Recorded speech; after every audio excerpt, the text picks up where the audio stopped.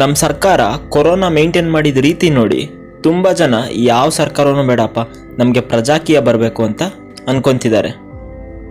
ನಿಮ್ಮೆಲ್ರಿಗೂ ಗೊತ್ತಿರೋ ಹಾಗೆ ಈ ಪಾರ್ಟಿನ ಉಪೇಂದ್ರ ಅವರು ಶುರು ಮಾಡ್ತಾರೆ. ಇದರಲ್ಲಿ ಪ್ರಜೆಗಳೇ ಲೀಡರ್ಸ್ ಅನ್ನೋ ಒಂದು ಕಾನ್ಸೆಪ್ಟ್ನ ಇಟ್ಕೊಂಡು ಶುರು ಮಾಡಿರೋದು.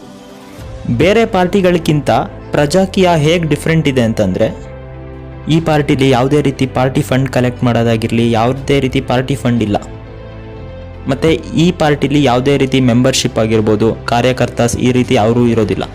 ಯಾರು ಬೇಕಾದ್ರೂ ಪಾರ್ಟಿಸಿಪೇಟ್ ಮಾಡ್ಬೋದು. ಪ್ರಜಾಕೀಯ ಪಾರ್ಟಿ ಯಾವುದೇ ರೀತಿಯಾದ ಪ್ರೊಟೆಸ್ಟ್ಗಳನ್ನ ಮಾಡಲ್ಲ ಅಂತ ಹೇಳ್ಕೊಂಡಿದ್ದಾರೆ. ಜನಕ್ಕೆ ಇನ್ಕನ್ವೀನಿಯನ್ಸ್ ಆಗುತ್ತೆ ಅಂದ್ಬಿಟ್ಟು ಪ್ರೊಟೆಸ್ಟ್ಗಳನ್ನ ಮಾಡಲ್ಲ ಅಂತ ಹೇಳ್ಕೊಂಡಿದ್ದಾರೆ. ಸೊ ಪ್ರಜಾಕೀಯ ಪಾರ್ಟಿ ಬೇರೆ ರಾಜಕೀಯ ಪಕ್ಷಗಳಿಗಿಂತ ತುಂಬಾ ಡಿಫ್ರೆಂಟ್ ಆಗಿದೆ. ಅಕಸ್ಮಾತ್ ಈ ಪಾರ್ಟಿ ಕರ್ನಾಟಕದಲ್ಲಿ ಏನಾದರೂ ಅಧಿಕಾರಕ್ಕೆ ಬಂದರೆ ಕರ್ನಾಟಕದಲ್ಲಿ ಏನೆಲ್ಲ ಚೇಂಜಸ್ ಆಗುತ್ತೆ ಅಂತ ನೋಡೋಣ ಬನ್ನಿ.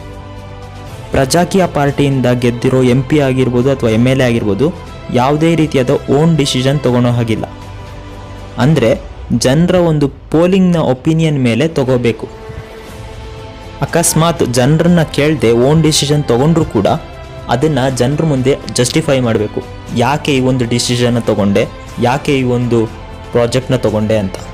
ಪ್ರಜಾಕೀಯ ಪಾರ್ಟಿ ಜನರ ಒಪಿನಿಯನ್ ಮತ್ತು ರಿವ್ಯೂಸ್ನ ಪಡ್ಕೊಳ್ಳೋಕ್ಕೋಸ್ಕರ ಟೆಕ್ನಾಲಜಿ ಮತ್ತು media, volunteers, public contact centre, complaint boxes, ward ಸಭಾ, ಗ್ರಾಮ ಸಭಾ ಈ ರೀತಿ ಮಾಡಿ ಜನರ ಒಂದು ಒಪಿನಿಯನ್ ಮತ್ತು ರಿವ್ಯೂಸ್ನ ಪಡ್ಕೊತಾರೆ.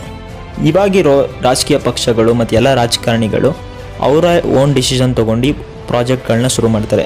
ಆದರೆ ಪ್ರಜಾಕೀಯ ಪಾರ್ಟಿಲಿ ಜನರ ಒಪಿನಿಯನ್ ಕೇಳಿ ಯಾವ ಪ್ರಾಜೆಕ್ಟ್ನ ಶುರು ಮಾಡಬೇಕು, ನಿಮ್ಗೆ ಯಾವ್ದು ಅರ್ಜೆಂಟ್ ಇದೆ ಅಂತ ಕೇಳಿ ಅವರ ಒಂದು ಒಪಿನಿಯನ್ ಮೇಲೇ ಪ್ರಾಜೆಕ್ಟ್ ಶುರು ಮಾಡ್ತಾರೆ. ಪ್ರಜಾಕೀಯ ಪಾರ್ಟಿಯಿಂದ ಗೆದ್ದಿರೋ MP ಅಥವಾ MLA ಜನರ ಒಪಿನಿಯನ್ ಎಲ್ಲ ಕಲೆಕ್ಟ್ ಮಾಡಿ ಈ ಒಂದು ಪ್ರಾಜೆಕ್ಟ್ನ ಶುರು ಮಾಡ್ತಿದ್ದೀವಿ ಅಂತ ಅಸೆಂಬ್ಲಿಗೆ ಪ್ರೆಸೆಂಟ್ ಮಾಡಬೇಕು.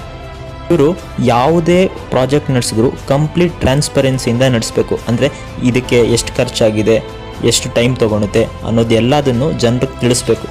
ಮತ್ತು ನೀವು ಗೆಲ್ಲಿಸಿರೋ ವ್ಯಕ್ತಿ ತುಂಬ ಚೆನ್ನಾಗಿ ಕೆಲಸ ಮಾಡ್ತಿಲ್ಲ ಅಂದರೆ ಅವರ ಒಂದು ಟರ್ಮ್ 5 ವರ್ಷ ಮುಗಿಯೋಕ್ಕೂ ಮುಂಚೆನೂ ಕೂಡ ಇಡಿಸೋಕೆ ನಿಮ್ಮ ಹತ್ರ ಚಾನ್ಸ್ ಇರುತ್ತೆ. ಈ ಒಂದು ಪಾರ್ಟಿ ಇಷ್ಟೇ ಅಲ್ಲದೆ ಸೂಪರ್ ವಿಲೇಜ್ ಅನ್ನೋ ಒಂದು ಕಾನ್ಸೆಪ್ಟ್ ಕೂಡ ಇಟ್ಕೊಂಡಿದೆ. ಅದ್ರ ಜೊತೆಗೆ ಎಜುಕೇಷನ್ ಸಿಸ್ಟಮಲ್ಲಿ ಕೂಡ ತುಂಬ ಚೇಂಜಸ್ ತರಬೇಕು ಅನ್ನೋ ವಿಷನ್ ಕೂಡ ಇಟ್ಕೊಂಡಿದ್ದಾರೆ. ಎಲ್ಲ ರಾಜಕೀಯ ಪಕ್ಷಗಳು ಅವರ ಒಂದು ಮ್ಯಾನಿಫೆಸ್ಟೋನ ರಿಲೀಸ್ ಮಾಡ್ತಾರೆ. ಅಂದರೆ 5 ವರ್ಷದಲ್ಲಿ ಈ ಎಲ್ಲ ಕೆಲಸಗಳನ್ನ ಮಾಡ್ತೀನಿ ಅಂತ. ಆದರೆ ಅದರಲ್ಲಿ ಎಷ್ಟೊಂದು ಕೆಲಸ ಮಾಡೋದೇ ಇಲ್ಲ. ಆದರೆ ಪ್ರಜಾಕೀಯ ಪಾರ್ಟಿಲಿ ಯಾವುದೇ ರೀತಿ ಮ್ಯಾನಿಫೆಸ್ಟೋ ಇರಲ್ಲ. ಜನರ ಒಂದು ಡಿಸಿಷನ್ನೇ ಫೈನಲ್ ಅಂತ ಹೇಳಿದ್ದಾರೆ. ಮತ್ತು ಈ ಒಂದು ಪಾರ್ಟಿ ಏನಾದರೂ ಗೆದ್ದರೆ ಅಧಿಕಾರ ಯಾರ ಕೈಲಿರುತ್ತೆ ಅಂತ ಇವರ ಒಂದು ಲೋಗೋನೇ ಹೇಳುತ್ತೆ.